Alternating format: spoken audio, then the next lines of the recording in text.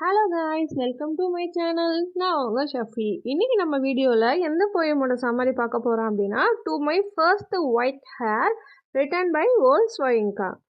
First author introduction பார்த்தலாம்.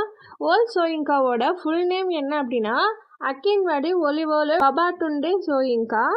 இவர் ஜூலை 13, 1934 பிறந்திருக்காரு.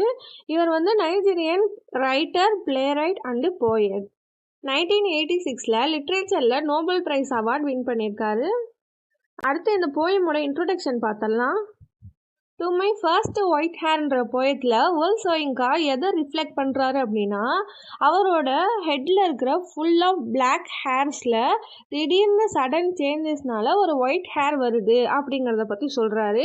இது எதெல்லாம் சிம்பிள் பண்ணுது அப்படின்னா, ageing, wisdom and cultural identity, contrasting traditional African veneration of elder with a modern, இதெல்லாம் சிம்பிளைஸ் பண்ணுது. சம்டைம்ஸ் இது கான்ஃப்ளிக்டடாகவும் இருக்குது. இதை யூரோப்பியன் இன்ஃப்ளூயன்ஸ்டு பெர்ஸ்பெக்டிவில் எழுதியிருக்காரு. இந்த போயமில் என்ன தீம்ஸ்லாம் மெயினாக எக்ஸ்ப்ளோர் பண்ணுறாரு அப்படின்னா, maturity, heritage, transition from youthful vitality to sagehood, அப்புறம் embracing both spiritual deep and the inevitable marks of time. Maturity அப்படின்னா, சரி நமக்கு வெள்ள முடி வந்துடுச்சு, இனி அதை மாற்றுவா முடியும் அப்படின்னு சொல்லி அதை ஏற்றுக்கிற மனப்பான்மை போயட்டுக்கு இருக்குன்னு சொல்கிறாரு. ஹெரிட்டேஜ்னா, நைஜீரியன் பீப்புள்ஸ் எரூபா அப்படின்ற ஒரு கல்ச்சரை ஃபாலோ பண்ணுவாங்க, அதை பற்றி சொல்கிறாரு. அதுக்கப்புறம் அவரோட யூத் கொஞ்சம் கொஞ்சமாக ஃபேட் ஆகி ஏஜிங் ஆகுது அப்படின்னு சொல்கிறாரு.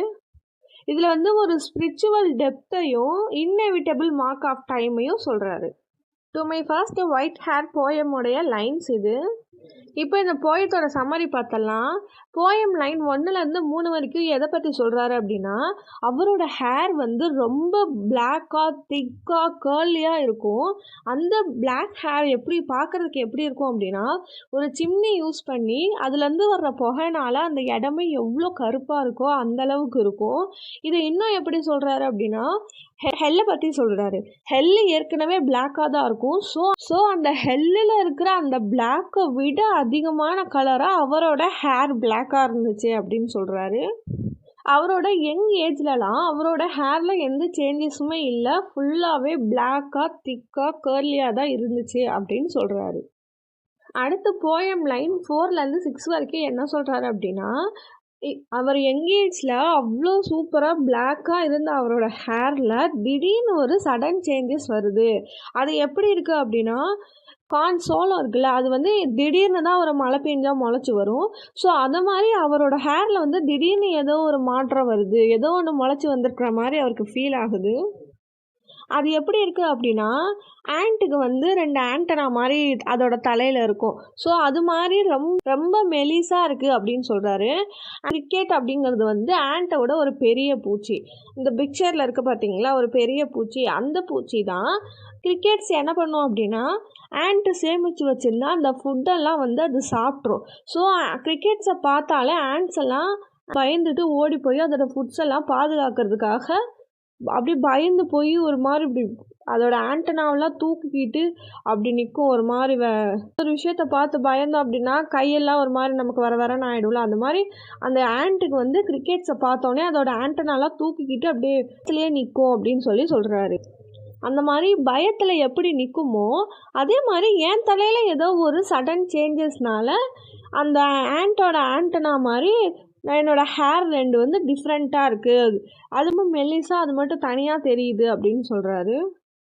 அடுத்த போயம் லைன் 7 and 8 என்ன சொல்கிறாரு அப்படின்னா, இப்போ போயட் கண்டுபிடிச்சிட்டாரு அந்த சடன் சேஞ்சஸ் என்ன, அந்த ஆண்டோட ஆண்டனா மாதிரி நம்ம தலையில் இருக்கிற அது என்ன அப்படின்னு சொல்லி கண்டுபிடிச்சிட்டாரு. அது என்ன அப்படின்னா, ஆத்தருக்கு திடீர்னு ஒரு 3 ஒயிட் ஹேர் வந்திருக்கு.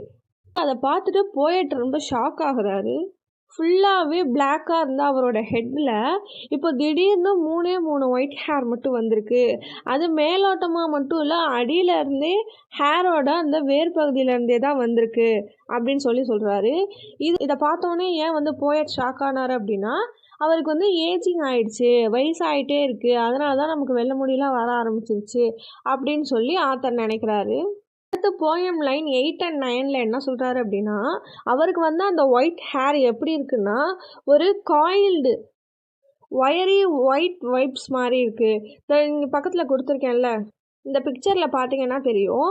ஃபர்ஸ்ட் வந்து அந்த காயில்டால் சுத்தப்பட்ட ஒயர் இருக்கு இல்லையா, அந்த மாதிரி அது வந்து ரொம்ப தின்னாக இருக்குது அப்படின்னு சொல்கிறாரு.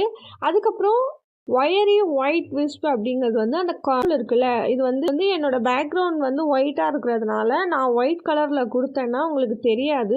ஸோ அதனால தான் கலரில் கொடுத்துருக்கேன். நீங்கள் ஒயிட் வச்சு இமேஜின் பண்ணி பார்த்தீங்கன்னா உங்களுக்கு புரியும். இந்த மாதிரி ஆத்தரோட ஹேரில் வந்து அந்த 3 ஒயிட் ஹேர் இருக்குது அப்படின்னு சொல்கிறாரு.